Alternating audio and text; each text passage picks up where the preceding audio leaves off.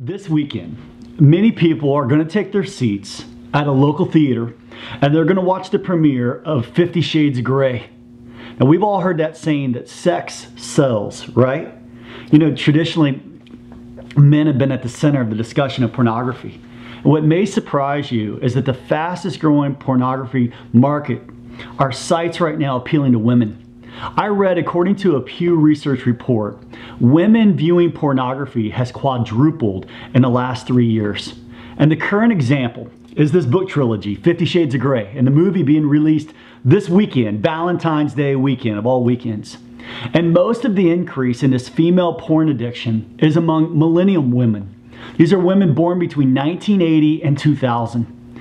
I also read, according to a study published in the Journal of Adolescent Research, more than half, 52% of young women are exposed to sexually explicit material by age 14. And half of that group, they believe viewing pornography is an acceptable way of expressing their sexuality. I read Marnie Ferreri. She's founder of Bethsaida Workshops, and she's a specialist in this area of women with sexual addiction. She reports 87% of young women she's interviewed say that they feel or they felt out of control when it comes to sexual fantasies, such as those represented in the book 50 Shades of Grey. 45% said they started habitually and compulsively watching pornography or engaging in cybersex when they were 13 to 17 years old. The woman in the movie, in the book, she's a victim. She's manipulated into an abusive relationship. This is real. It's dangerous. It's not loving. Research from the Academy of Women's Health discusses how the movie romanticizes sexual violence and the emotional abuse of women. Maybe you have some friends considering whether to see the movie. Maybe you have a daughter or a girlfriend that's read the trilogies, considering seeing the movie. Maybe you're considering it. Here are some ideas that might help you discuss the dangers of the movie to the young women in your life. These women born between 1980 and 2000 specifically. Listen, if you're a dude, if you're a man, discuss how you would like to hold them to the same standard that they hold you to when it comes to lust and pornography. I mean, come on, man, we're all children of God, and we all share equally in our temptations. I got another idea. Maybe you'll donate below to a local women's shelter, the Sheepfold, instead of attending the movie. You know, I've worked with the Sheepfold, and they help women that have just gone through domestic violence, and I just think that it's a great cause to be able to give to. You know, when kids are asked how their parents prepared them for sexual temptation and how well their parents taught them about sex, on a scale of 1 to 7, 55% of young women gave their parents a 1.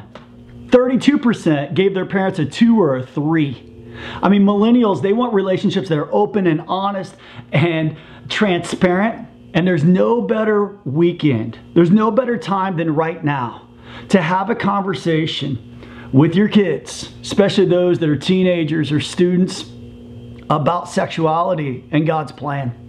So maybe you'll give to the Sheepfold and you'll help some people need. Take the $10, $12, $15 you're going to spend on the movie, and instead of indulging yourself, let's go help some women that are victims of sex crimes, sex trafficking, women that have been sexually abused and physically abused. And let's go make a difference in Jesus' name. Let's use our money for good rather than evil.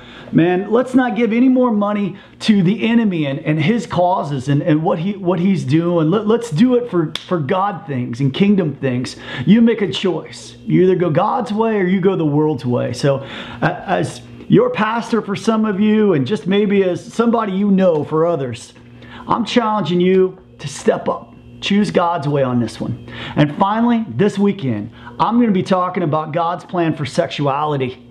We're going to be talking about what God says when it comes to sexuality. And this is more than just like, hey, don't look and don't lust and don't watch pornography and wait until you're married to have sex. Listen, we're going to go much deeper than that. And we're going to look about what you gain and what you lose when you go God's way. So if you're interested in just an honest discussion on the subject that's very relevant this weekend, I hope to see you at Crosspoint Church this weekend, Saturday at 5 p.m., Sunday at 9, 10:30, or noon. And we're expecting record crowds this weekend. So I want to challenge you, if you can, come Saturday at 5 or Sunday at noon, park off-site. But I hope that you and your friend will be here. We're going to continue our series called Fixing Us. because going to church is a lot easier than going to see a counselor. So I hope to see you this weekend at Crosspoint Church.